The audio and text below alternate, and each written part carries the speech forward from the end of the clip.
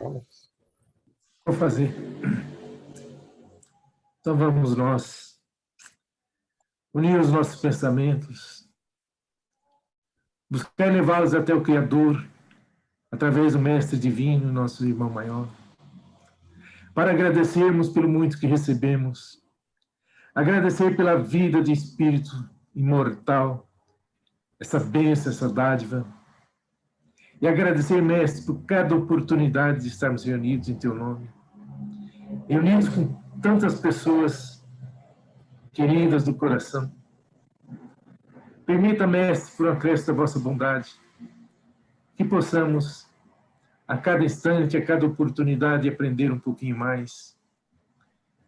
E nos dê força para que possamos colocar em prática o nosso dia a dia, começando pelos nossos pensamentos, começando por apaziguar nós próprios, espiritualmente, para que assim, Mestre amado, possamos colaborar na pacificação deste mundo. Que a tua luz penetre cada ser, cada coração, cada mente, e que cada um de nós assuma contigo esse compromisso de ser soldado do bom combate. Assim, Mestre amado, mais uma vez, nessa tarefa na tua seara de amor, permite iniciarmos com muita alegria, com muito amor, mais essa aula, mais esse aprendizado, e que possamos ser sempre otimistas, ser sempre trabalhadores de todas as horas. Obrigado, Jesus, e que assim seja. Assim seja. A Verônica não veio também? O Arnaldo. Tá procurando Verônica. O pessoal está destreinado, sabe? A Mona está chegando. O pessoal esqueceu o caminho da escola. Oi. Cheguei. Opa, Mona, tudo bem? Tudo. Vai fazer a prece hoje, viu, Mona? Minha ajudante estava em reunião. Minha ajudante estava em reunião, demorou. Tá bom, ai, meu Deus. Nossa amiga não veio. Oi, Tânia, faz tempo, né? Oi, Mona Lisa. Oi. Tchau, agora. Tchau. Deixa eu ver aqui. Então, agora estou sem compartilhamento aqui. Eu teria que entrar como... Mas eu não lembro agora. Você lembra, Tânia, como é que entra lá como... Ai, Macari, infelizmente não. O Ronaldo não vai vir? Quem fazia Tá isso era o atrasado? Ronaldo. Deixa eu ver se ele colocou alguma coisa aqui. Eu acabei de entrar, não tem nada dele.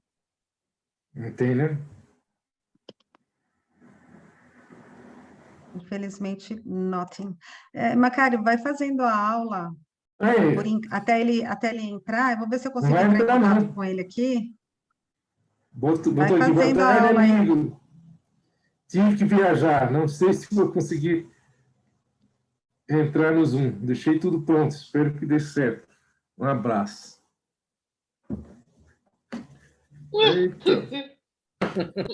Eita, amigo. Um abraço. Agora um abraço. Eu fiquei sem a aula.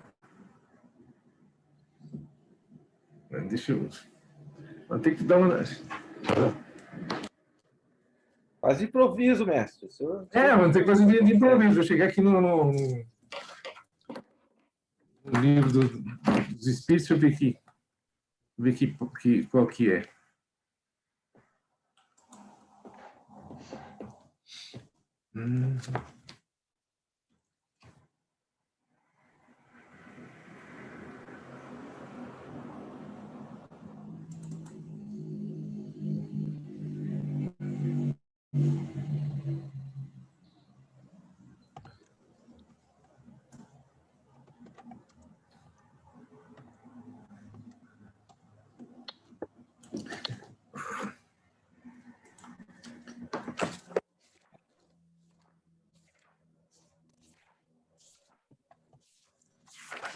Vamos falar sobre livre-arbítrio.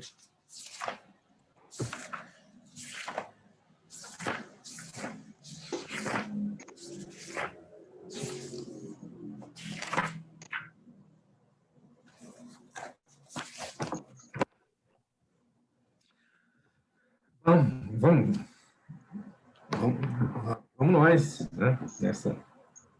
Né? Bom, tudo bem com vocês? Quem sabe, faz ao vivo. Então, passa para você.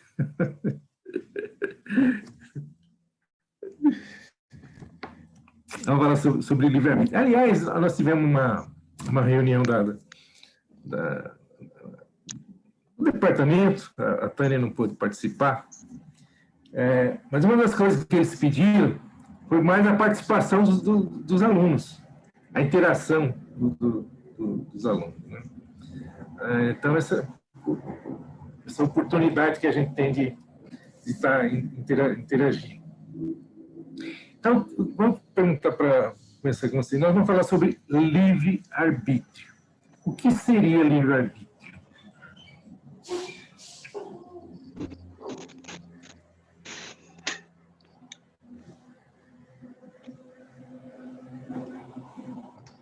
Ele fez uma pergunta, gente. Não é justo eu responder. É uma decisão que a gente toma, né, em alguma situação. É uma decisão. É uma bifurcação no pensamento. É a liberdade que você tem, né, de tomar ação das suas próprias escolhas. Sim. Exatamente. Arbítrio é vontade. É um produto da sua vontade. Liberdade de você fazer aquilo que você quer, que você deseja. Tá. Só que, será que eu posso fazer tudo que eu quero com o meu livre-arbítrio? Não. Por quê? Porque não posso. A gente vive em sociedade, que nem na aula passada a gente conversou. Poder pode, né? Poder até pode. Você decide nem o que você tudo convém, né? Sim, eu estou dizendo que pode. Né? Poder pode, sim. Pessoas que fazem o bem e tem pessoas que fazem o mal.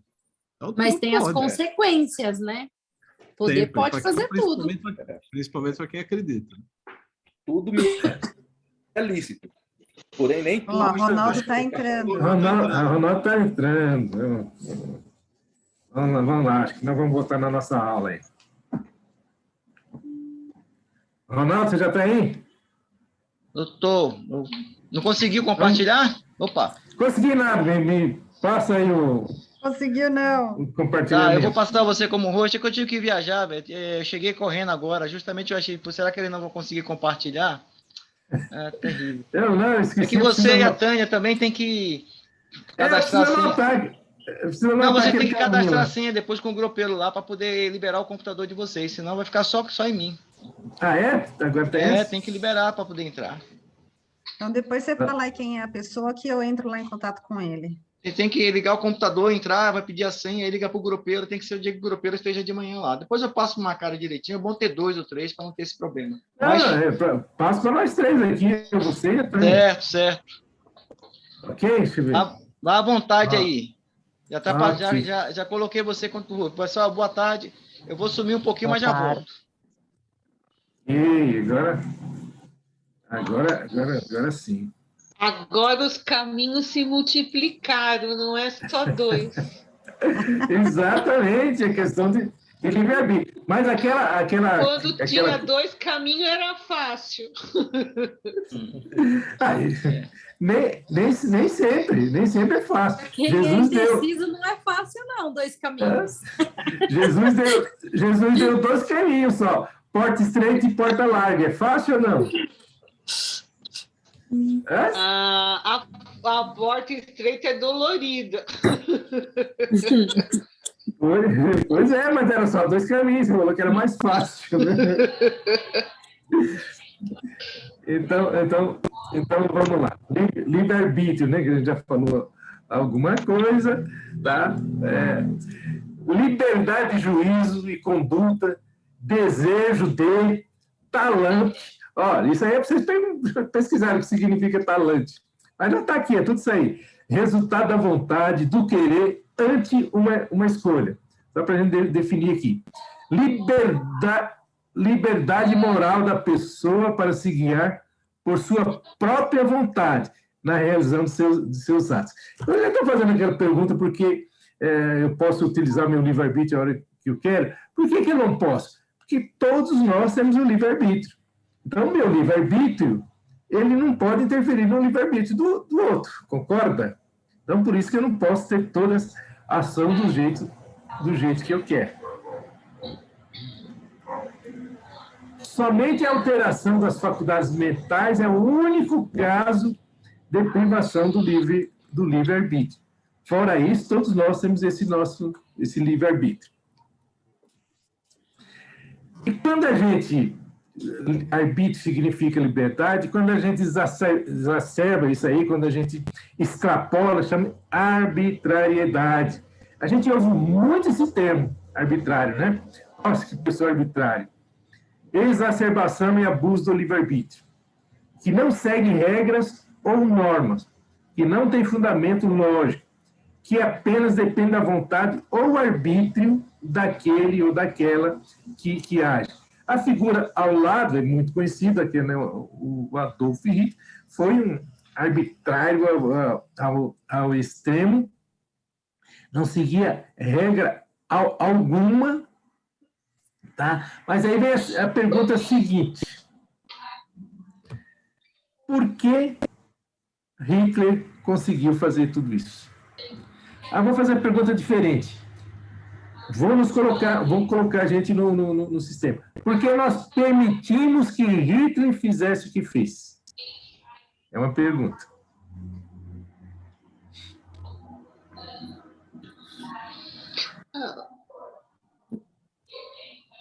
Mais um detalhe. Porque o bom é tímido. Eu acho que a gente...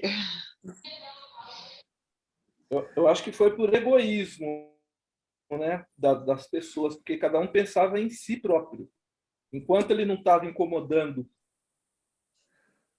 a própria pessoa, incomodava o vizinho, o próximo, e não ele. É assim que foi, né? Se você pensar, é assim até hoje em muitos aspectos, né, Silvano? Sim, ele conseguiu fazer uma lavagem cerebral, né? Então, ele conseguiu pegar pessoas e induzir essas pessoas num determinado pensamento, que é o que faz muitos políticos por aí. Ele pegou... Na Alemanha, então, ele falava de patriotismo exacerbado, ele valorizava os alemães, ele valorizava tudo, aquela raça branca, e essa raça branca, chamada a ariana, se achava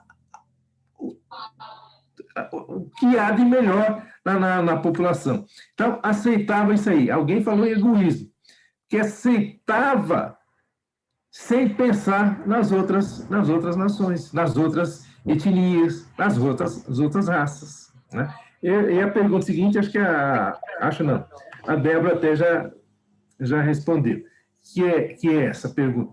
Por que no mundo tão a miúde a influência dos maus sobrepuja dos bons? A resposta já está aqui, pela fraqueza dos bons. Os maus são intrigantes e audaciosos, os bons são tímidos. Mas quando eles o quiserem, preponderarão. Nós estamos falando de livre-arbítrio. Os maus estão utilizando esse livre-arbítrio para o mal. E os bons, que são tímidos, estão usando esse livre-arbítrio para não agir, para não interferir. Não é comigo. Por isso a pergunta lá, por que nós permitimos que Hitler fizesse isso? O Hitler sozinho não faria nada. Stalin não fazia nada, Lenin não fazia nada. Muitos ditadores não faziam absolutamente nada se nós não permitíssemos. E eu estou generalizando, evidentemente, que eu estou falando, não vivi na época do Hitler, não vivi na época do Lenin. Então, isso a gente imagina que não vivemos, né? Tudo bem até aqui? Agora a pergunta: o que é liberdade?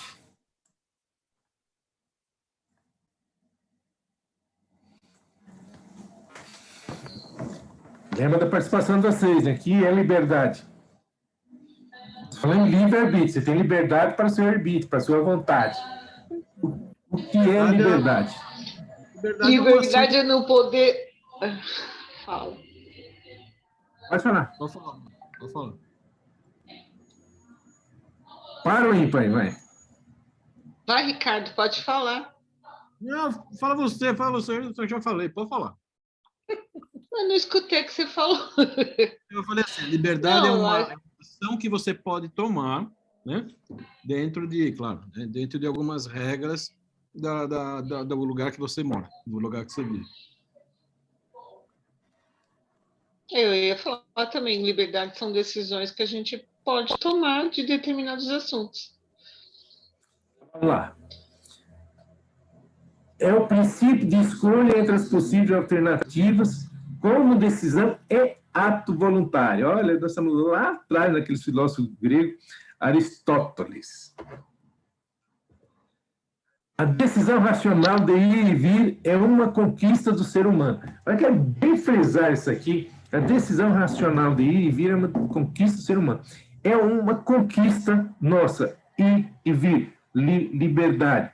Não permitamos que pessoas como Hitler, como Lenin e como outros por aí, que existem por aí, nos tirem essa conquista de ir e vir. Isso é um patrimônio que tem que ser inalienável.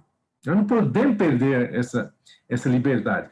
É óbvio que a gente tem que ter o cuidado de não confundir liberdade com libertinagem. Tá? Porque existe muita gente que acha que liberdade é fazer tudo o que quer, independente das consequências que haja. Alguém falou aí, livre-arbítrio, mas com consequência, com certeza, né? Os animais agem quase exclusivamente por instintos e não respondem pelos seus atos. Então, quando a gente vê tanta crueldade dos animais, aqueles predadores, tá? Eles não têm responsabilidade por isso, eles não vão responder por isso, somente o instinto. Evidentemente, eles têm o livre-arbítrio, alguma coisinha de livre-arbítrio, de liberdade, de escolher se vai dormir, se vai caçar, se vai comer, se vai ou não comer, mas é basicamente em cima do instinto. Mas eles não respondem pelos seus atos. Agora aqui eu vou colocar duas frases para a gente estar discutindo. Uma é essa. A minha liberdade termina quando começa a liberdade do outro. Tá certo? Quem comenta? Tá certo, mas muita gente não sabe disso, né, Macário? Tá. Mas você concorda com essa frase? Sim. Então eu faço a seguinte pergunta. Então, a minha liberdade, quando começar a sua, aí eu perco a minha liberdade? Não perde, mas você não pode interferir na liberdade do outro. Impedir que o outro também tenha liberdade por causa da sua liberdade. Tudo tem limites. Sim. A outra frase. A minha liberdade termina quando termina a sua liberdade, a liberdade do outro. Não, a liberdade do outro nunca termina. Todos nós temos liberdade. Termina sim. Se alguém está preso, ele não tem liberdade de ir e vir. Não, porque cometeu uma infração. Sim, mas ele está sem liberdade, não está? Aí é questão de ver de que liberdade você está falando, né? Se for liberdade de ir e vir, tudo bem. Se for liberdade de pensamento, liberdade de consciência, aí é outros 500. Então, a liberdade está muito subjetiva, né? Em falar liberdade, minha liberdade. Então, teria que especificar mais essa liberdade, né? Eu acho. É subjetivo, porque liberdade tem que ser subjetiva, não é uma coisa concreta que você mensura, né? Liberdade é subjetiva. Então, falando de liberdade, pode ser de pensamento, pode ser de ir e vir, né? Mas eu concordo. Olha, vou falar um negócio, não vou entrar muito no mérito da questão, mas essa última frase é a única frase que eu concordo com esse Paulo Freire. Essa eu jogo tudo fora do que ele falou. Qual é a explicação dele? Na primeira, que não é dele, é do Spencer, a minha liberdade termina quando começa a liberdade do outro. Eu não posso perder a minha liberdade por causa da liberdade do outro, né? Então, que aí já é uma coisa, é um paradoxo, é uma coisa contraditória, né? A de baixo, a minha liberdade termina quando termina a liberdade do outro, aí realmente é uma questão ampla de raciocínio, pelo seguinte: eu não posso me sentir livre quando o meu irmão, ou quando o meu semelhante, ou quando quem quer que seja, esteja preso, esteja sem liberdade, né? Aí, nesse aspecto, eu concordo, né? Porque, como os alemães, que eles justificaram o Hitler, eles defendiam a liberdade enquanto os outros estavam sendo tolhidos pela sua liberdade, né? Aí já não é uma liberdade, é um egoísmo das pessoas. Ok? Muito subjetivo isso aí, né? Eu não concordo muito com essa mas liberdade. Mesmo porque liberdade é subjetiva. Falar que a liberdade termina, né? Quando termina do preso. A liberdade nossa não termina, mesmo que ela seja parcial, que ela seja limitada, ela não termina. A gente, de alguma forma, mas a gente fala liberdade absoluta, é diferente, né? Aqui não está especificando se ela é absoluta, se ela é relativa, que a liberdade é essa. É que nem em cima, né? Aí é o contexto que ele colocou: minha liberdade termina quando começa a liberdade do outro. Ou seja, a minha maneira de ser, de fazer as coisas, não pode interferir na liberdade do outro. Se for pensar assim, tudo bem, mas é aquela questão, né? O cara coloca uma coisa assim para a gente, poxa, você fica analisando de várias formas. O que é que ele quer dizer com isso? Então, quando a gente entende o significado de liberdade, né? Então, não dá para vocês mensurar, especificar. É a minha opinião, né? Mas... Claro que abrir para a opinião. Eu não sei se foi a Clelinha que colocou aí, minha liberdade termina quando começa a liberdade do outro. Ela não pode terminar. Se houver respeito uns com o outro, eu não vou interferir na liberdade do outro utilizando a minha. Concorda? Né? É assim, todos somos livres, porém temos regras para seguir. Exatamente. Eu acho que é o que mais, assim, tem regra, saiu da regra, já não tem, perdeu a liberdade. Porque a gente, a Terra ainda vivemos assim.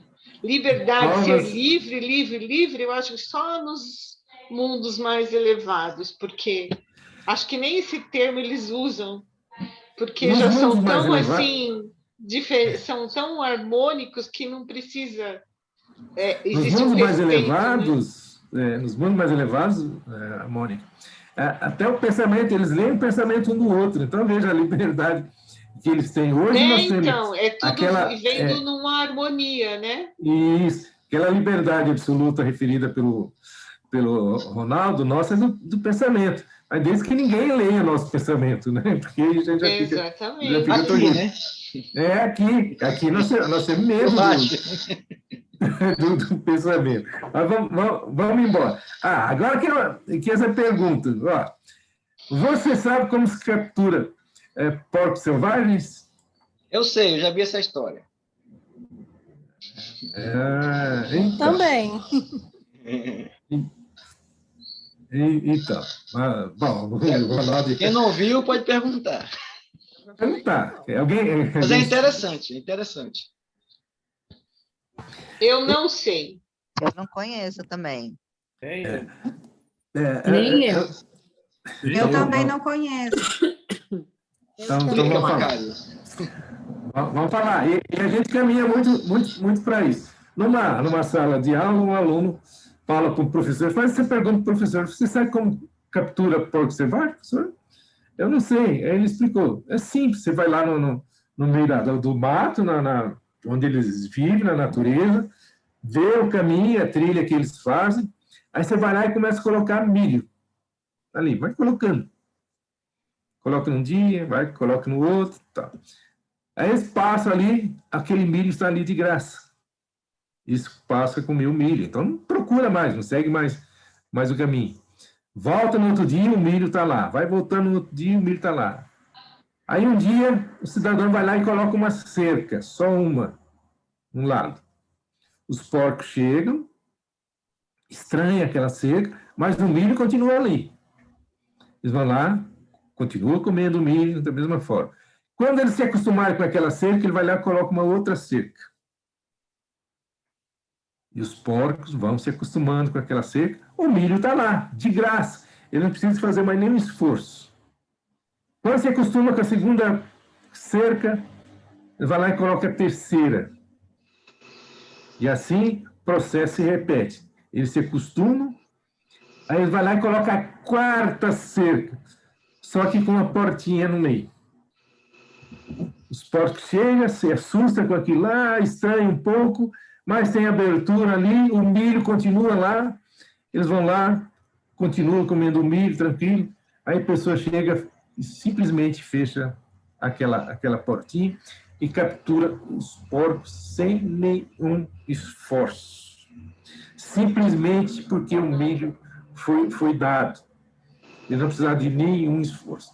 E muitos de nós estão perdendo a liberdade exatamente porque receber apenas o peixe na mão. Chega um momento que a gente acostuma, vão lá, fecha a cerca. Aliás, tem um poema que diz o seguinte: a gente se acostuma. Eu não sei se vocês já ouviram isso aí. Eu que lembrei agora, não consegui, mas a gente se acostuma. A gente vai se acostumando com as coisas, sem contestar, sem lutar.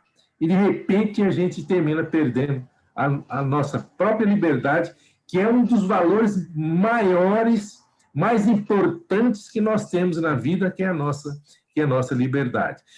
Com os porcos selvagens, ainda existe aquela justificativa. Lembra lá atrás que o livre-arbítrio deles é muito restrito? Eles não têm livre-arbítrio, mas nós temos, né? Então, precisamos estar muito atentos para não perder essa conquista. Aí vem essa definição aqui. O preço da liberdade é eterna vigilância. Entenderam a mensagem dos porcos selvagens? Sim. Sim. Então, vamos, eterna vigilância, eterno trabalhar para que a nossa liberdade seja mantida. Seguindo, o homem tem o livre-arbítrio de seus atos, nós temos o livre-arbítrio dos nossos atos? Já falamos o que é livre-arbítrio. Nós temos esse livre-arbítrio? Sim. Temos.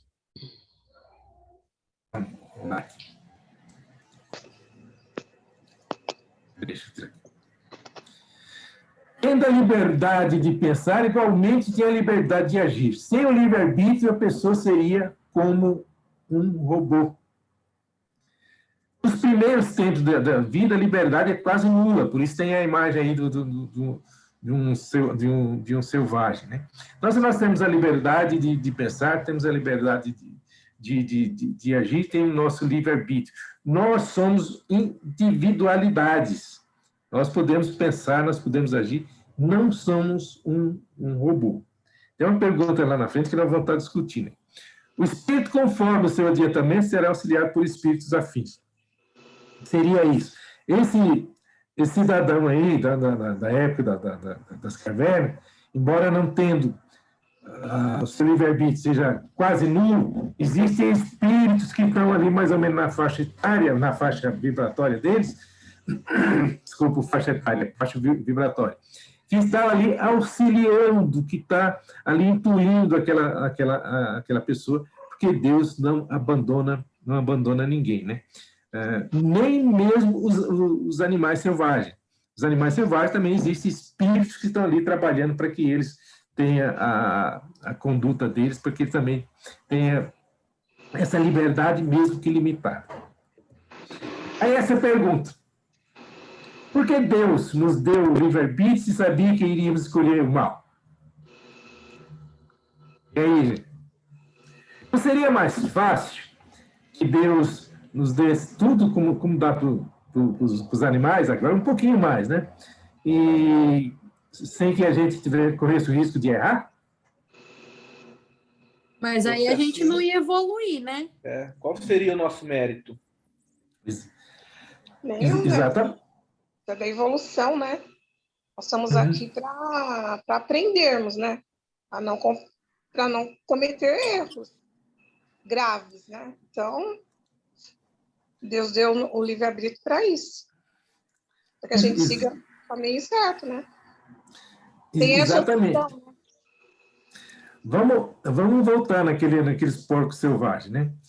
Digamos que aqueles porcos selvagens vão procriando. Você acha que as crias daqueles porcos vão aprender a se virar sozinha, a caçar sozinho? Não, claro que não. Não, porque não tem essa necessidade de buscar, de aprender. Se Deus não nos desse o livre-arbítrio, não seria nós que estaríamos agindo. Seria Deus que estaria agindo por nós. E olha o item lá em cima. Seríamos o quê? Um robô. Alguém estava nos comandando, direcionando, dirigindo. Então, não teria mérito algum com alguém falou. E nós só aprendemos colocando em prática. Isso. Porque se a gente deixar que os outros façam, se a gente aquela didática da tentativas e erros, nós não vamos aprender nunca. Até lembro, né, a gente, Silvano deve ter ido muito para Embu-Guaçu, né? Embu-Guaçu é a cidade ali da grande São Paulo, e a gente sempre ia com motorista. Então, eu já sabia o local, você nem se preocupava. Um dia foi um motorista novo com a gente, e ele não sabia o local. Como a gente já tinha ido muitas vezes, falou, você me ensina. Eu não sabia o local, porque eu nunca me preocupei com aquilo lá. Aí, a partir desse momento, eu aprendi o caminho. Já esqueci tudo de novo, mas aprendi naquela época. Então, é preciso que a gente faça para que a gente aprenda, para que a gente progrida. Concorda? Sim. É óbvio. Não seria mais fácil que Deus já nos desse pronto? Aliás, tem uma pergunta no livro dos Espíritos que fala, por que Deus não nos criou já espíritos puros?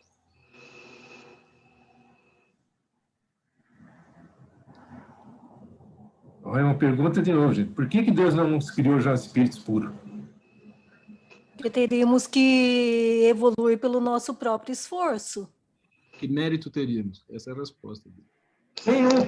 O problema é que muitas religiões falam que os anjos foram criados já naquela evolução, que Jesus foi criado já naquela evolução. Tá? Então, a gente espera que Deus faça o mesmo com a gente, mesmo que não tenha sido criado anjos e nem como Jesus. Seguinte, não há arrebatamento irresistível quando se tem vontade de resistir. Então, nós erramos, mas não tem justificativa. Querer é poder. Está lá no Livro dos Espíritos, pergunta 843 a 845. Então, não, guarde bem essa questão aqui. Não há arrebatamento irresistível quando se tem vontade de resistir.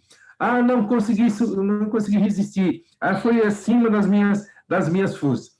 Olha o que os Espíritos falam. Querer é poder. Aqui também é legal. Todo mundo lembra desse acidente aqui do Gol e com o jatinho da Legacy? E a pergunta em cima, existe fatalidade? As pessoas que estavam ali no jato da Gol, todos eles desencarnaram. Existe fatalidade?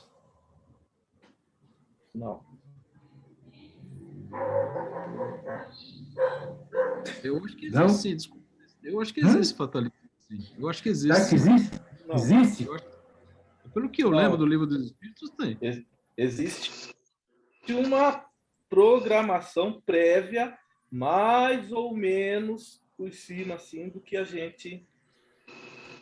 de algumas coisas, mas Foi livre-arbítrio também das pessoas aceitarem viajar naquele horário, ou entrar no avião. São decisões que levaram as pessoas a estar naqueles voos, naqueles dias. Mas existe também uma programação reencarnatória também. Porque, no fundo, acho que sempre existe a necessidade principal, né? Sim. Tem um amigo que é piloto, e ele diz o seguinte: existe um checklist com 9 itens para esse tipo de coisa. Se apenas um desses 9 fosse observado, não teria acontecido o acidente. 9 itens no checklist. Então, esse aqui é um negócio complicado. Mas vamos pegar um outro ainda, que é um livro que eu li, foi a Clélia que me emprestou. Eu não lembro o nome do livro agora, mas falava daquele acidente da TAM em Congonhas. Lembra? Que pegou fogo? Sim. Então, olha a circunstância, vê se isso é fatalidade. Naquele voo, o time do Grêmio ia embarcar.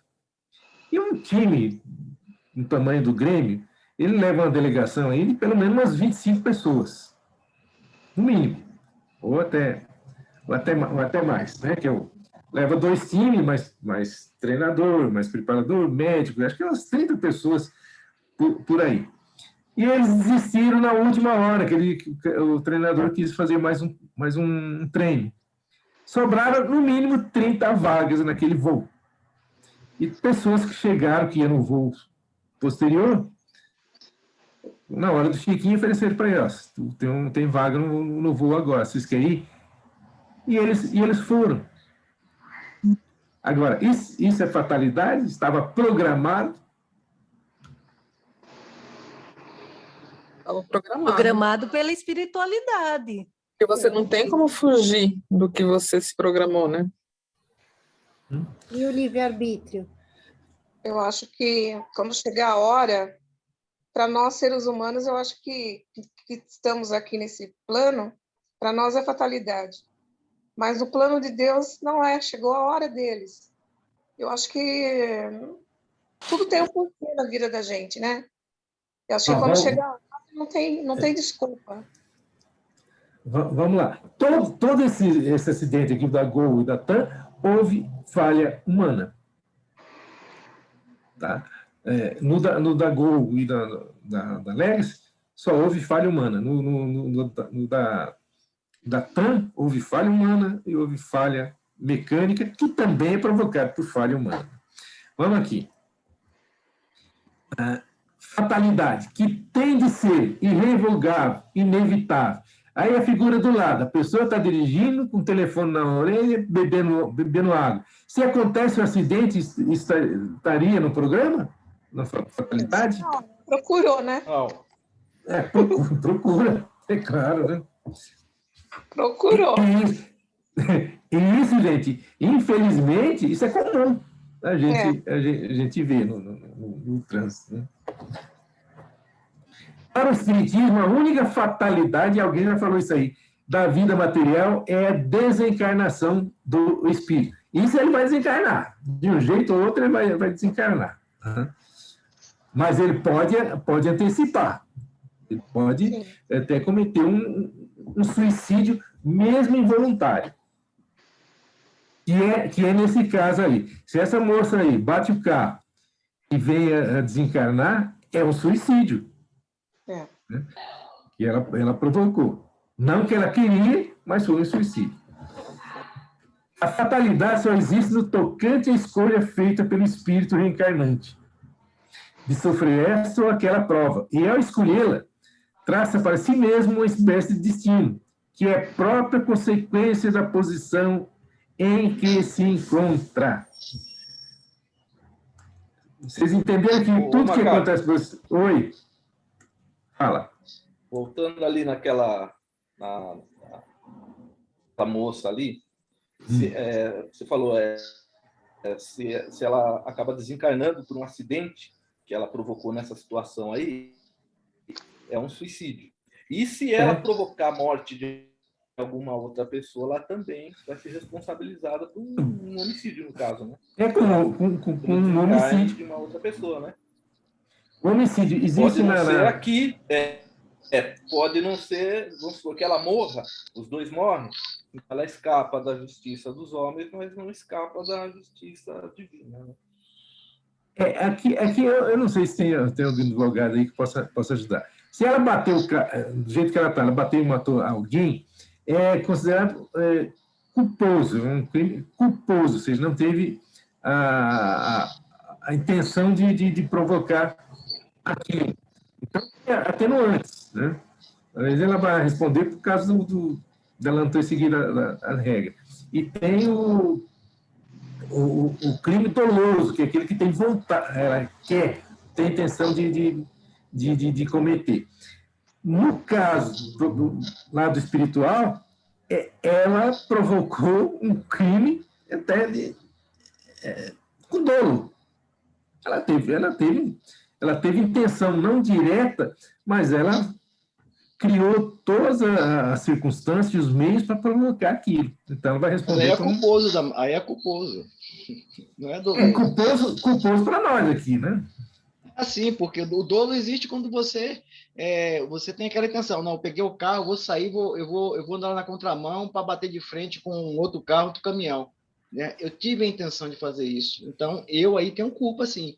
Mas se eu estou mexendo aqui no celular, não, eu estou aqui, eu acho que eu consigo fazer, não vai acontecer nada. Isso aí é culposo, não tem jeito, né? Aliás, só rapidamente, Macário, o Elahad, ele dá um exemplo muito claro sobre essa questão da fatalidade, né? Se a gente nasce, uma hora vai ter que desencarnar. Quem nasceu aqui, uma hora vai morrer. Isso é fatalidade, né?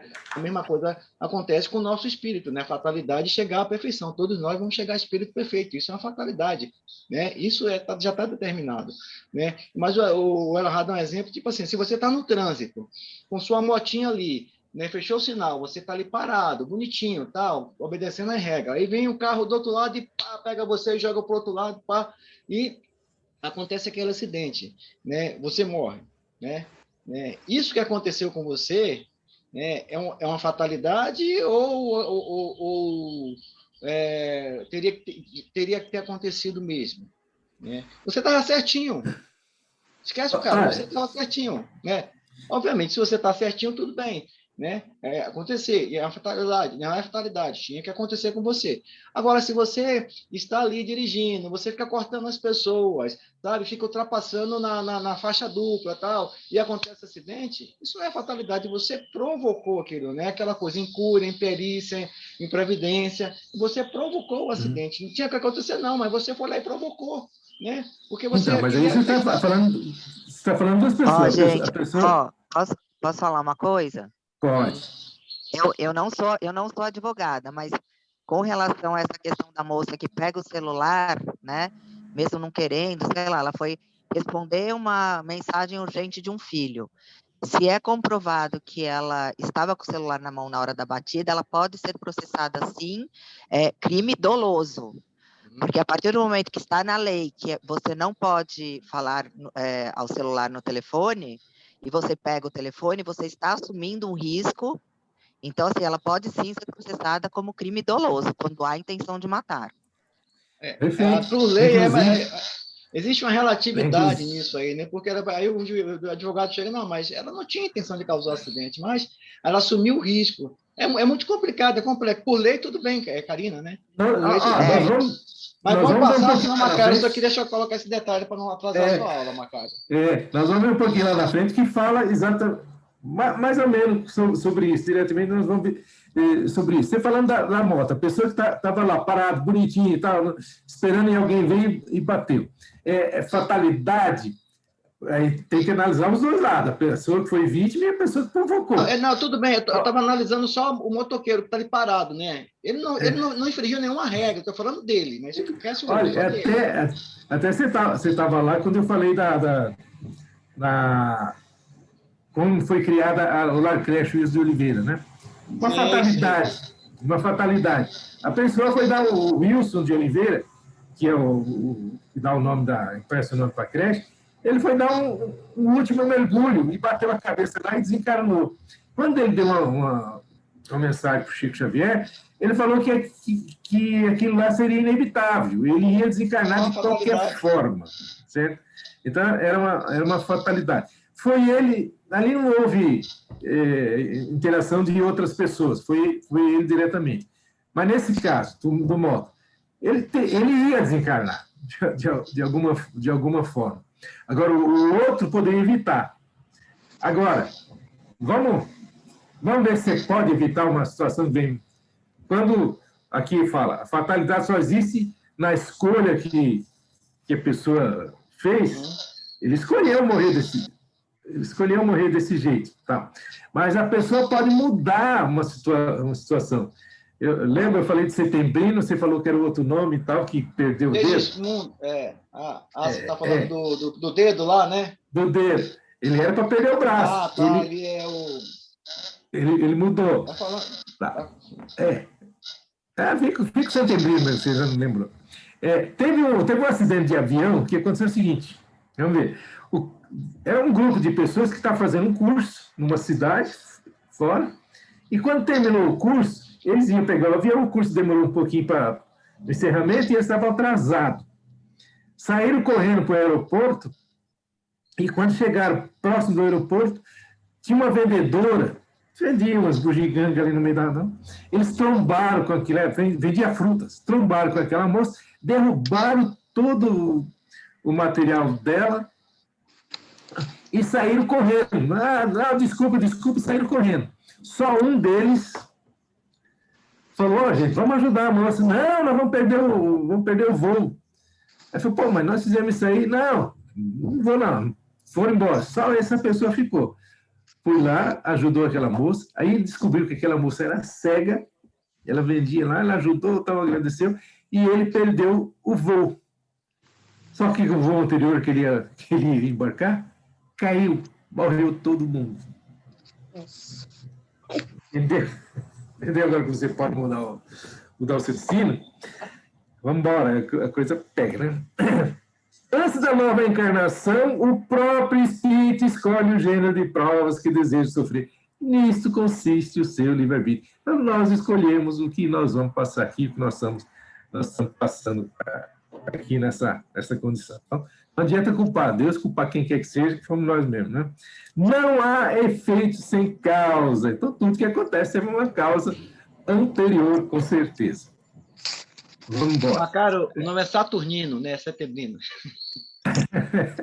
É Saturno. Tá bom, vamos lá. Existe influência do organismo no nosso livre-arbítrio?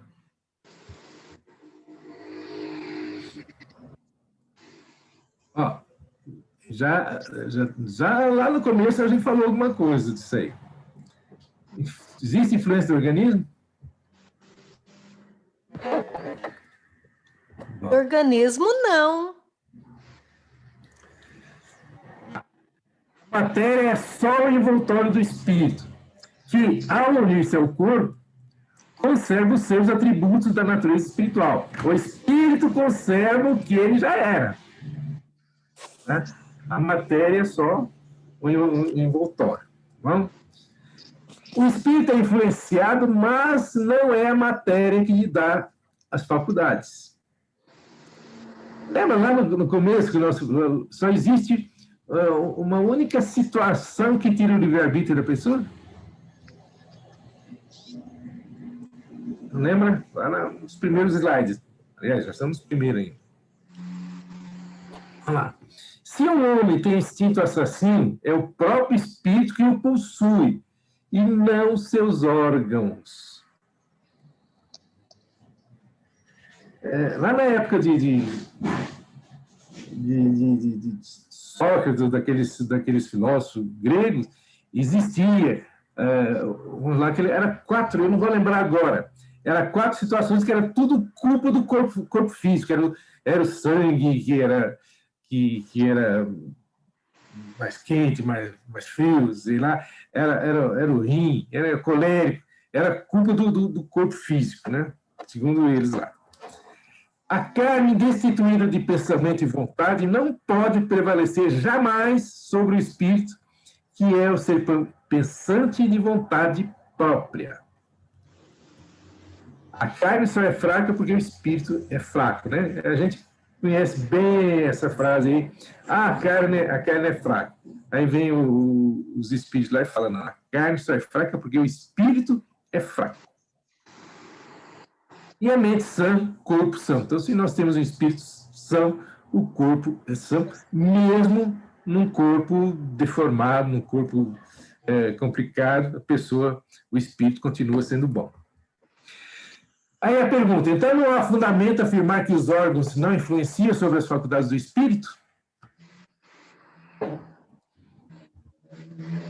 Respondem os amigos espirituais. Nunca dissemos que os órgãos não têm influência. Os espíritos que habitam corpos de idiotas estão sujeitos ao constrangimento da impossibilidade de se manifestarem mediante órgãos não desenvolvidos. Vocês estão entendendo até aqui? Lembra lá como eu falei? A única coisa que tira o livre-arbítrio da pessoa é um corpo debilitado, é um corpo com problema. Você quer fazer alguma coisa, mas o corpo não permite. Né? Então, você tem o livre-arbítrio, mas não consegue executar, não consegue colocar em prova. Mas isso se refere somente à parte física, porque ele pode pensar um monte de coisa, mas não consegue executar por causa das dificuldades físicas. Exatamente. Eu fui...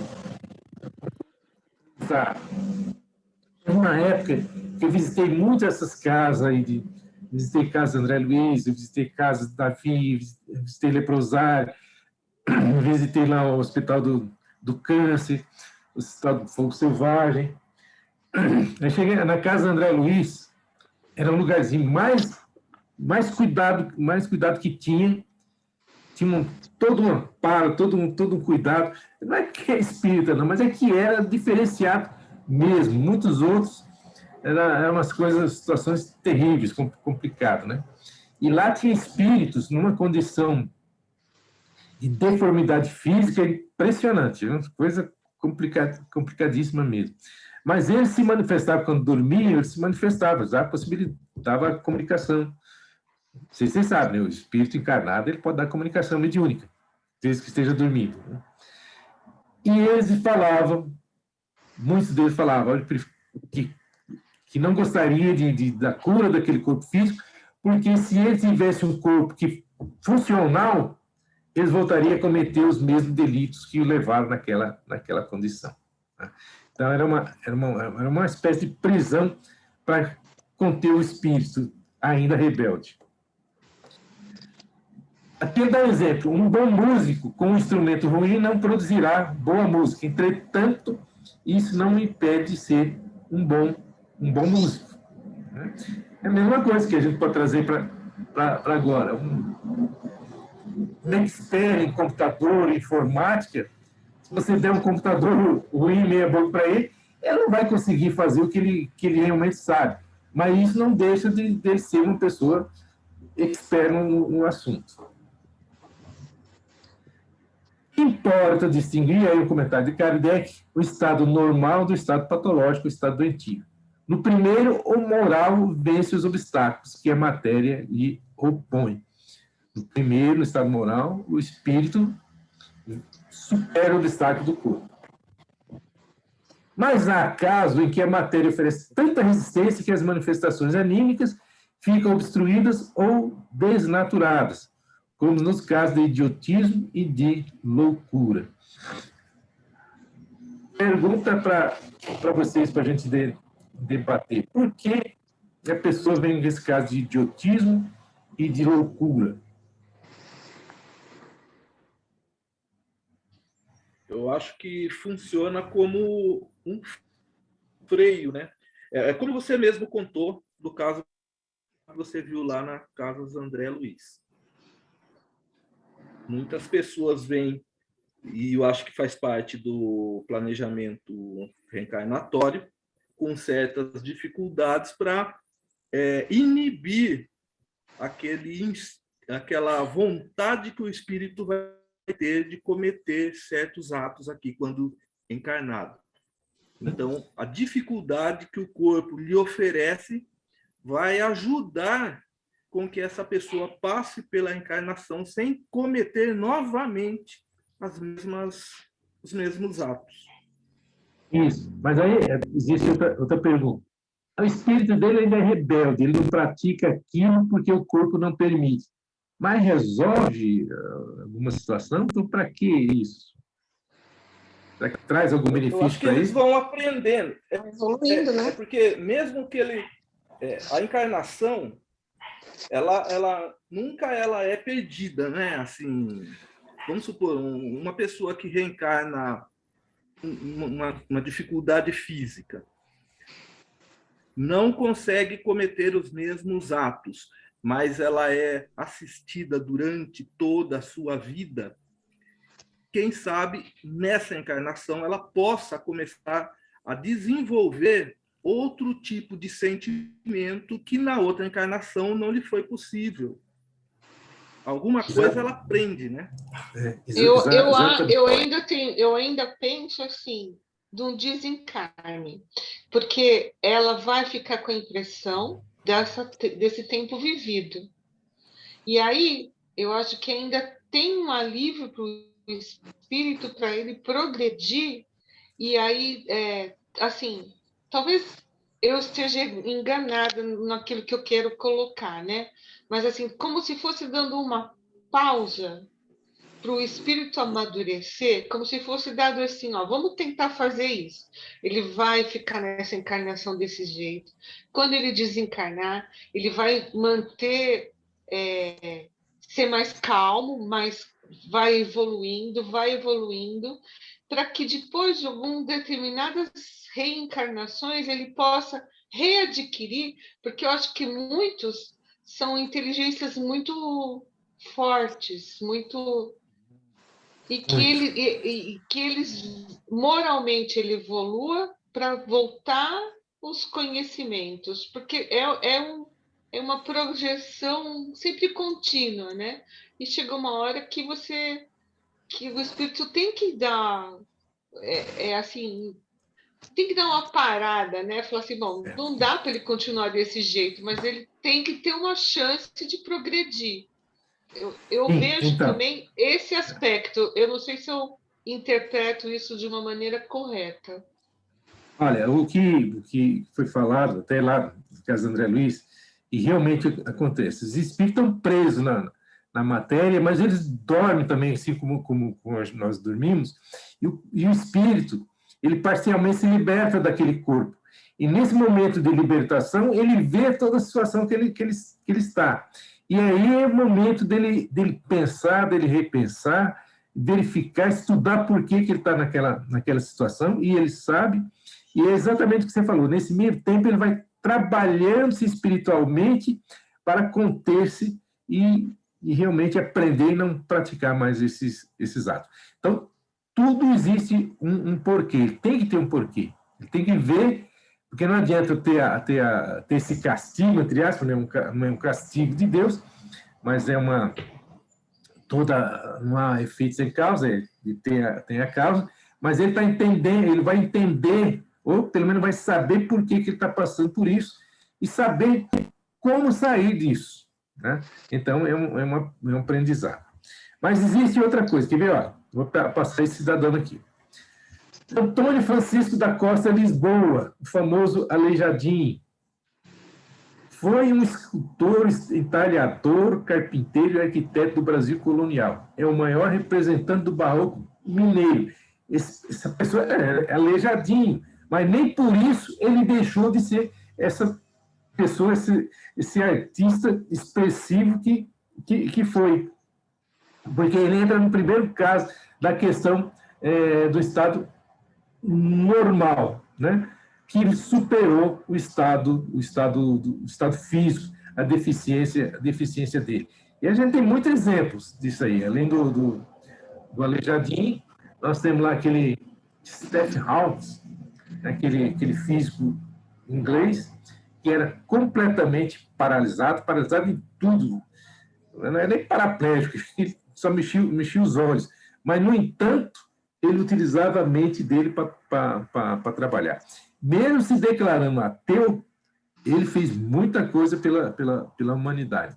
Deus não vai levar em consideração a pessoa foi religiosa, a pessoa foi católico, foi espírita, foi evangélico, foi ateu. O que importa para Deus são as ações da pessoa, a moral dessa pessoa, o que essa pessoa fez para superar. E o Aleijadinho, eu não sei qual era a religião dele, mas devia ser católico, porque fez muitas artes barrocas para a igreja, tá? Mas a deficiência física dele não impediu que ele fosse esse artista brilhante que ele é. Seguindo, as normalidades das faculdades tiram o livre-arbítrio do espírito? Nós já respondemos essa pergunta, né?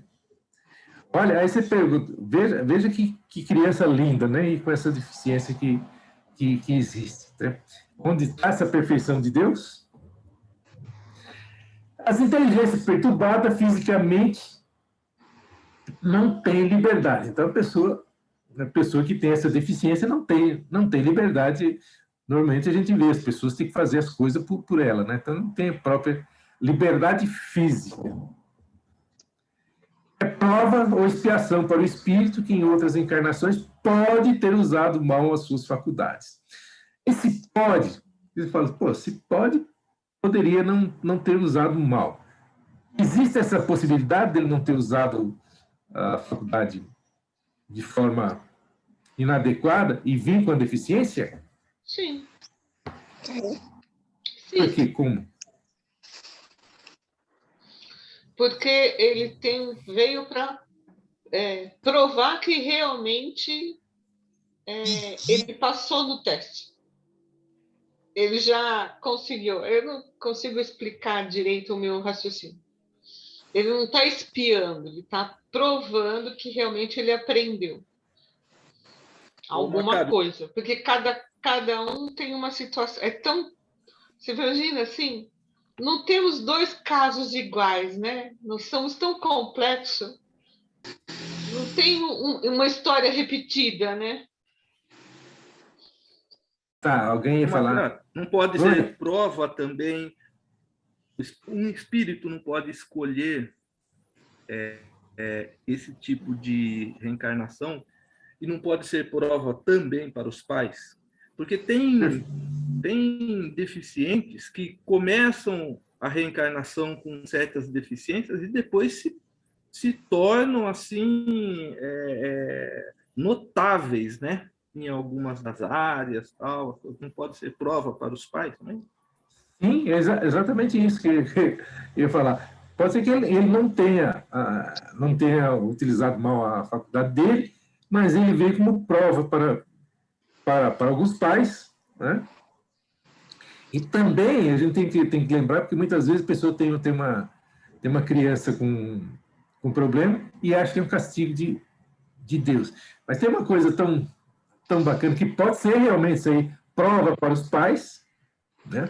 Mas também existe outra situação quando a prova é dele, que eu vi alguém explicando que Deus chega para alguém e fala, olha, eu tenho um filho, uma criatura especial que eu preciso colocar na mão de alguém especial, não no sentido de deficiência, para cuidar dessa criança para mim. Então, muitos pais são escolhidos para cuidar daquela pessoa porque ela tem condição de cuidar daquela pessoa, de doar amor, de se dedicar e etc.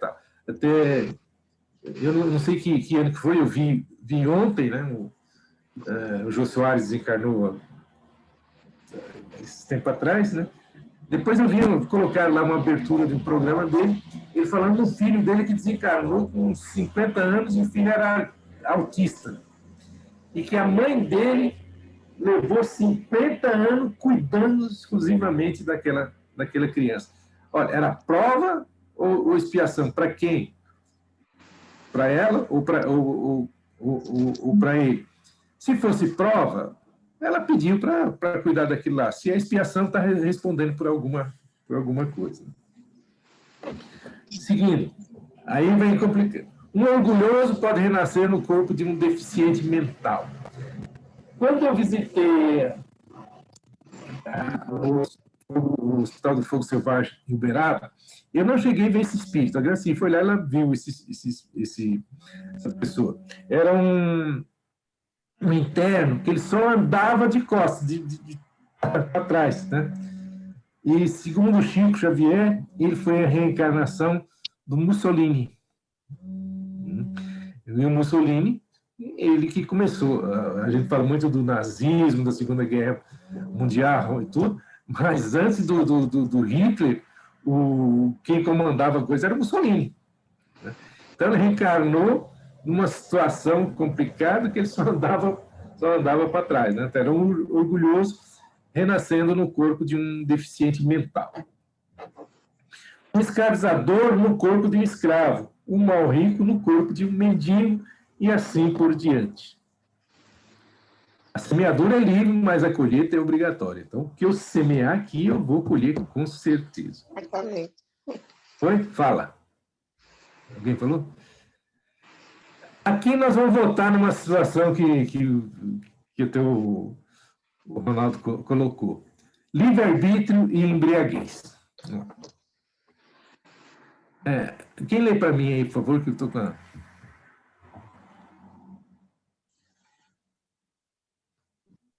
Alguém, por favor, lê para mim. A aberração das faculdades causadas pela embriaguez e outros vícios é desculpa para atos condenáveis? Obrigado, Clélia. Aí a pergunta, tem desculpa?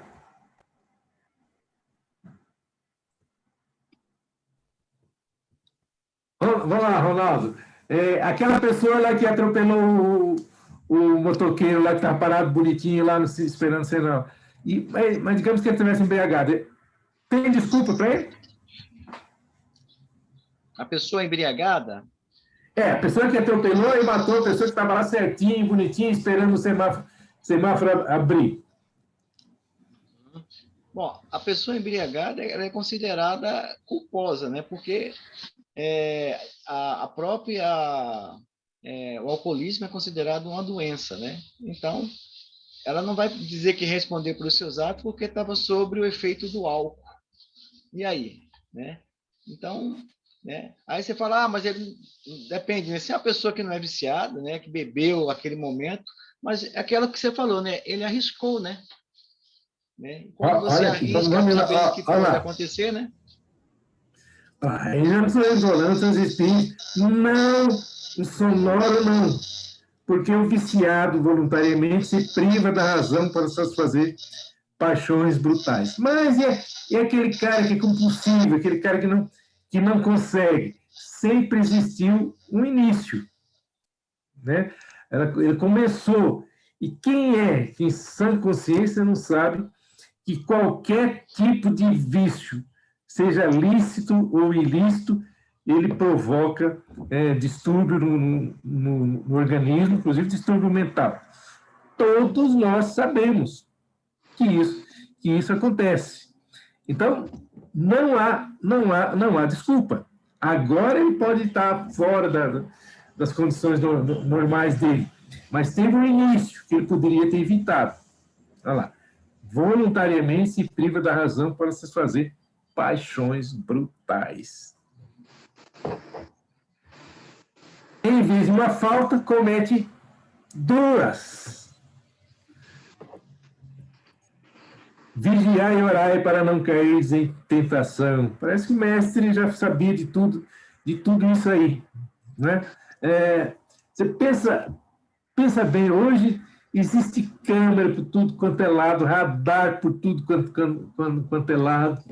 Aliás, esses dias a gente conversando aqui em casa e a pessoa falando que vieram os alemães aqui no Brasil e a pessoa explicando para ele, olha, dirigindo, falando assim, olha, você cuidado aqui que tem radar ali, tem câmera ali e tal, e placa lá escrito limite de velocidade. Aí os caras não entenderam, mas se tem placa dizendo limite de velocidade, por que tem que colocar radar e colocar câmera? Só as placas não bastam? Parece que não, né? Acho que nem isso Nem isso basta, né? Placa com limite, radar, câmera, e até a própria polícia não limita essas pessoas. Entramos naquela coisa da moral e da ética, né? Pois é. Vamos lá. Livre-arbítrio, condição sociocultural. Vamos lá. Ronaldo, vai lá, lê para mim essa aí, por favor.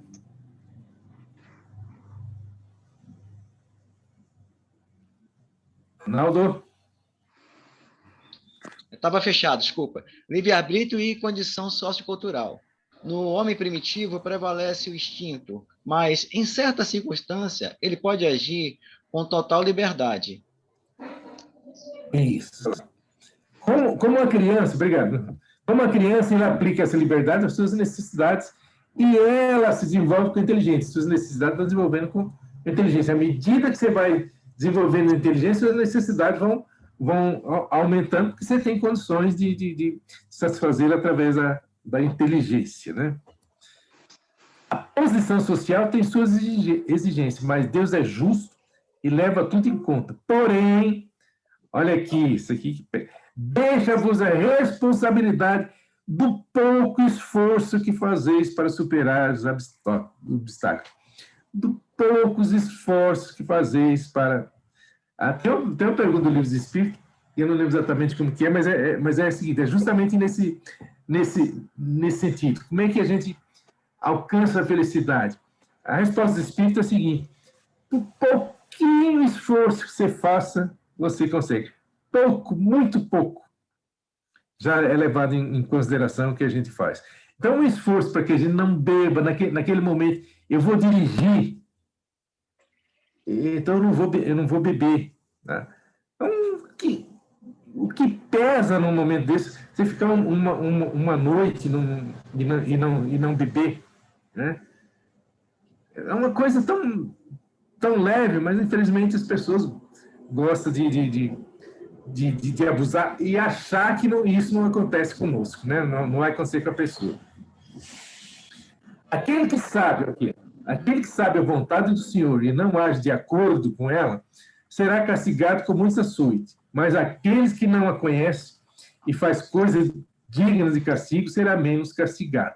Vou pegar um selvagem que assassina um semelhante, que mata um semelhante. Vou pegar uma pessoa civilizada que também mata um semelhante, aquele selvagem será menos, ele vai responder por ele, mas ele será muito menos castigado do que aquele civilizado, porque o selvagem ainda não conhece a lei de Deus. Palavra, né? Não conhece a palavra. Mas o civilizado conhece. Aí não tem justificativa. Um canibal... Pode falar. Um canibal, por exemplo, será que ele é mais culpado do que um civilizado que mata alguém por bobeira? Um civilizado que provoca uma guerra por nada? Não, porque ele não conhece a vontade do Senhor. E nós conhecemos a vontade do Senhor? Nós conhecemos. Isso que nos mandamentos, né? Que foi escrito, né? A gente tem que levá-lo lá à risca, né? Exatamente. Lá, falando dos 10 mandamentos, está lá: não matar, não roubar, não levantar falso testemunho, não adulterar, não cobiçar a mulher do próximo, não cobiçar as coisas do próximo. Isso lá há 6.000 anos. Então, nós já sabemos disso. Né? Tudo, né? Deus deixou tudo para nós, né? Tudo escrito, tudo certinho. E mastigadinho para nós, né? E a gente não quer. E Jesus veio e ainda facilitou ainda mais, porque os fariseus chegaram para ele: ô mestre, são 10, quebra o galho para a gente, dá um só. Aí Jesus deu 2, né? Vamos lembrar? Quem lembra? Amai a Deus de toda a sua vontade, todo o seu conhecimento. Isso é um. E ao próximo como a ti mesmo. A ti mesmo. Exato. Nesse amar o próximo como a ti mesmo já dá para a gente definir o nosso livre-arbítrio, a nossa liberdade. Ama o teu próximo como a ti mesmo. O que eu gosto para mim é bom também para o meu semelhante, né? Já dá para encaixar aí. Aí vem outra pergunta que os livros do Espírito trazem para a gente. Tá, mas onde está escrita essa lei? Onde está escrita a lei de Deus? Na Bíblia? Na consciência. Na nossa consciência. Na nossa consciência. Na Bíblia, né? Não necessariamente, porque tem gente que é analfabeto, não sabe ler a Bíblia. Mas o pai e a mãe ensinam, né, desde pequeno, né, os filhos? Deve ensinar. Mas a resposta dos amigos espirituais é na nossa consciência. Abrange todo mundo. Exatamente. Deve ser por isso que quando eu falo, né, quando a gente desencarna, é a nossa consciência que mostra, pô, eu errei naquela parte que eu achei, juro que eu estava certo, e aí, né, estava ali o tempo todo. Foi a Karina que falou da Bíblia, porque a Bíblia é o seguinte, cara, tem muitas pessoas, eu vi uma senhora falando lá, fale para mim ela falou, eu sei qualquer parágrafo da Bíblia. Olha, a Bíblia, eu sei qualquer parágrafo da Bíblia. Tá, mas qual é a vantagem de você... qual é a vantagem de você saber todos os parágrafos da Bíblia e não se você não pratica? Exatamente. Não tem jeito. Então, você pode não saber o que está escrito na Bíblia, porque, aliás, é muita coisa, mas você tem que saber o que é certo e o que é errado, o que é bom e o que é mal, né? Então, isso está na tua consciência. E Jesus dá aquele parâmetro muito direto, que é faça ao outro aquilo que gostaria que você fosse feito. Exatamente. Esse é um parâmetro infalível, né? Então, tem pessoas... Porque existe uma diferença entre sabedoria e intelectualidade. Vocês concordam comigo? Concordo. Uma pessoa analfabeta pode ser sábio. Exatamente. E uma pessoa intelectual não necessariamente seja um sábio, né? Então, a pessoa não sabe ler, mas é um sábio, ela pratica a caridade exatamente como Jesus nos deixou. E olha aqui, que falando, ó, aquele que sabe a vontade do Senhor, ele recebeu mais, né? Aquele que muito será dado, muito será cobrado. Se você sabe mais, tem condições de ser mais cobrado. Né? Exatamente. Macário, me permita só fazer um parêntese aí, tá? Nessa última parte que você colocou aí sobre a questão do não age de acordo, será castigado, né? Essa questão do castigo, muitas vezes a gente lê no Evangelho segundo o Espiritismo, castigo, punição e outras coisas mais se referindo a Deus, né? Deus não castiga ninguém, Deus não pune ninguém. E Deus também não perdoa porque ele não se sente ofendido por nada, ele sabe que estamos em processo de evolução.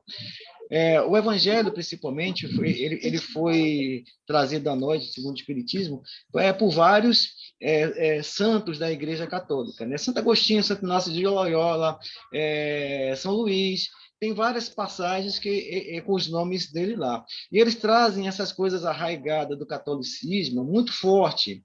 Então, eles colocam muitas vezes nos textos essas questões. Mas a gente entende de que Deus, como Pai amoroso, ele não castiga ninguém. Ele fez suas leis, que são essas que a gente está estudando, e se a gente foge dela, a gente vai ter que reparar ela em alguma parte da nossa vida. E essa reparação, muitas vezes, vem em forma de expiação, que é dor e sofrimento. Tá? É só uma parte, Macário, só isso.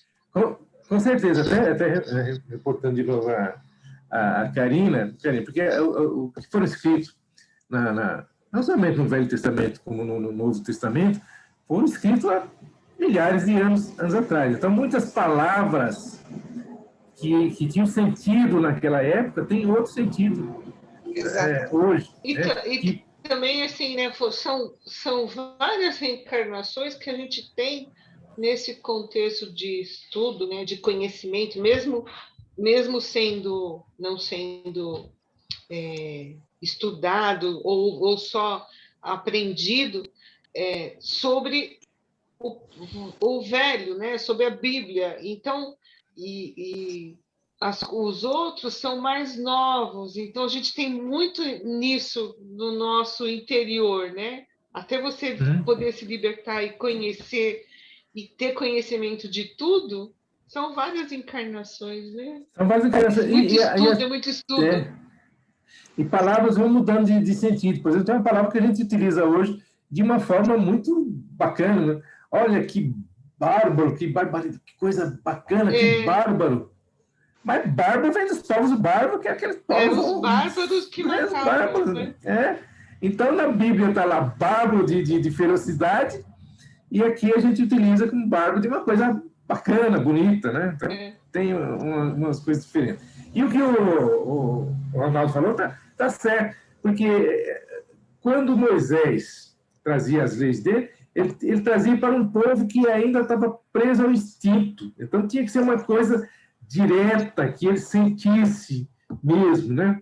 Eles não tinham ainda uma condição moral de entender uma coisa mais amena, mais tênue, né?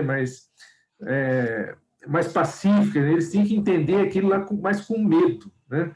Do que do entendimento. Então, por isso que muitas coisas... Por isso que veio o Novo Testamento, para que desse uma corrigida nessas palavras muito fortes. Mas o que o Ronaldo falou, nós vamos ver um pouquinho para frente. Livre-arbítrio e lei de causa e efeito. Vamos lá. A cada um segundo suas obras. Opa, você fez, aqui é Paulo que fala.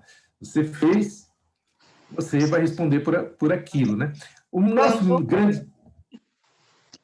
grande medo aqui, o nosso susto, é que quando a gente fala cada um segundo suas obras, a gente só pensa naquilo que a gente fez de errado, né? Mas também aquilo que você fez de correto também vai receber por isso, né? A lei de causa e efeito objetiva sempre o bem do espírito, fazendo-lhe reconhecer o seu erro e indicando-lhe os caminhos para corrigir-se, né? Na vivência do verdadeiro amor, podemos nos redimir de forma mais ampla e sem dor. Existe uma frase muito comum nas casas espíritas: você veio pelo amor ou você veio pela dor? Você já ouviu essa frase aí? Já. Então, quem veio pelo amor? Geralmente por dor, né? Geralmente, inclusive, eu também vim pela dor. Não, alguns espíritas que estão lá para ajudar, eles vão por amor. Agora estão por amor, mas como é que eles vieram? Nós chegamos pela dor, né? Chegamos primeiro pela dor. Chega primeiro pela dor. Na próxima encarnação, a gente vai pelo amor. Isso, muito, muito legal. Vamos por amor. E olha que eu tive a oportunidade de vir por amor, que eu fui convidado muito antes do que aconteceu comigo. Mas eu fui no desvio, como diz por aí, né? Aí veio a dor, né? O meu irmão, 2 anos mais velho que eu, desencarnou de forma repentina, de acidente. Aí doeu bastante, né? Aí eu vim. Mas a gente não precisa disso, pode vir pelo amor, né? Essa lei, do ponto de vista espiritual, não tem uma forma absoluta de se manifestar, não é uma regra matemática, né, daquele jeito. Não tem muitas formas de se manifestar, né? O espírito, olha lá, usa o livre-arbítrio para se resgatar, postergar ou aumentar suas dívidas. Depende só de nós, você aumentar ou não. E muitas vezes, quando a gente reencarna numa família, na família consanguínea ou numa família social ali, aqueles espíritos que estão ali juntos estão com os mesmos objetivos de progredir juntos. São companheiros de jornada, companheiros de viagem, né? E como todos nós temos nosso livre-arbítrio, alguns adiantam, outros postergam e vão ficando por caminho. Só que aqueles amigos a que poder ajudar vão seguindo, né? Mas a gente continua com essa oportunidade, agora já com um pouquinho mais de dificuldades, né? Aí aquilo que o Ronaldo falou, a lei de Deus é educativa e nunca punitiva. Deus não pune, Deus não castiga. E o que muitas pessoas assustam quando ele fala, Deus não perdoa. Opa, Deus não perdoa? Não, você sabe quando você precisa perdoar? Se alguém não sabe essa resposta, você sabe quando você precisa perdoar alguém? Você se sente ofendido. Exatamente. Será que nós temos condições de ofender a Deus? Não. Com certeza não. Embora a gente aprenda isso desde criança, né? Deus se ofendeu com isso que lá que era ensinado para a gente. Né? Hoje a gente sabe que Deus é um pai. Então, é isso que eu ele falo. Nos vê nós como viemos, filhos em aprendizado, né? Nós viemos de muitas encarnações, muitas, desde a época lá de Moisés, falando, né? Deus vai punir, Deus vai... Aí você tirar isso é através de muito estudo, muito conhecimento, muita, né? Às vezes você tem que aprender outras religiões e entrar, estudar um pouco para poder compreender também, né? Exatamente. Voltando lá para a Karina, né, falando da Bíblia. Moisés tinha que realmente apresentar um Deus vingativo, um Deus bravo, que era o Jeová, né? Aquele Deus que punia, que tal, rígido demais. Só que existem muitas dificuldades nas traduções.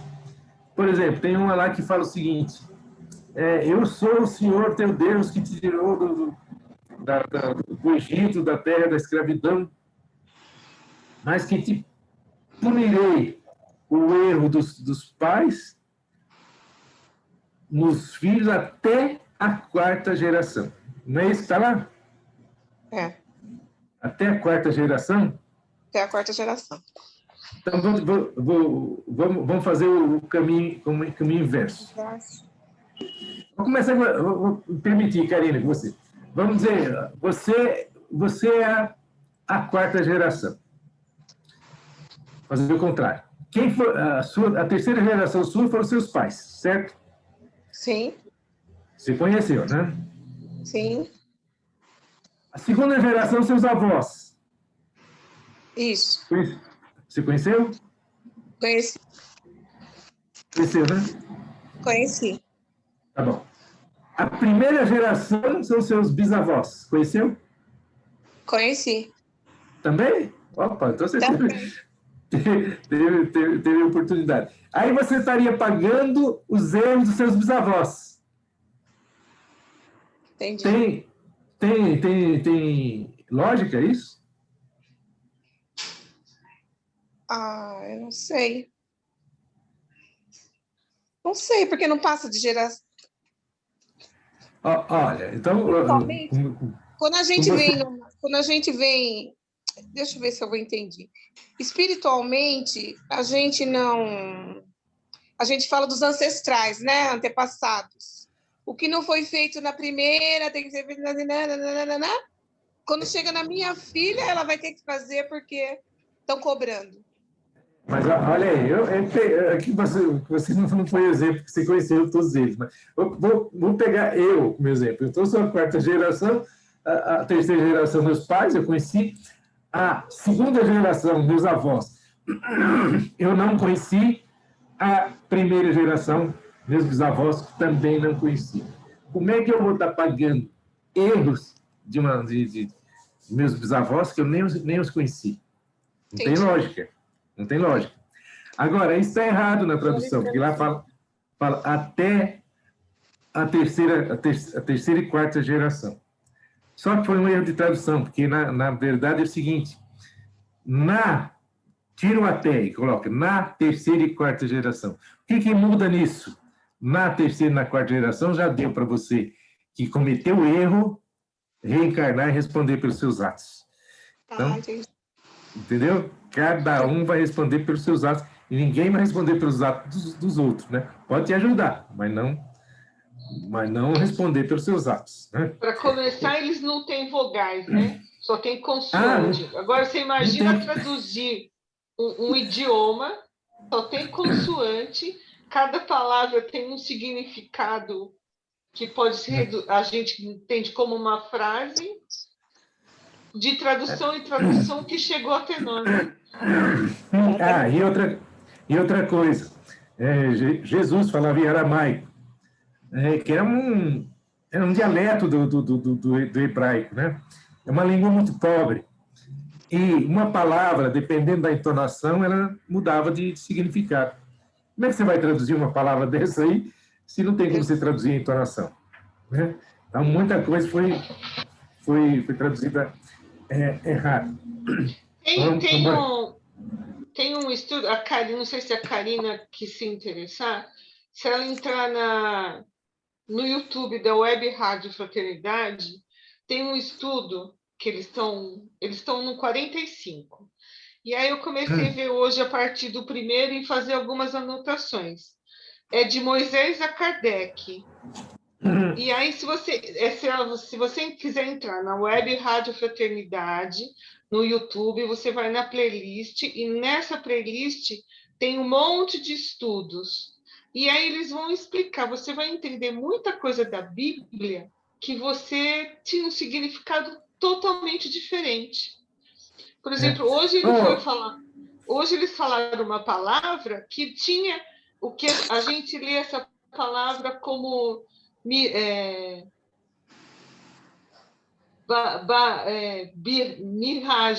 Só que se escreve, então eles colocaram lá como se escreve.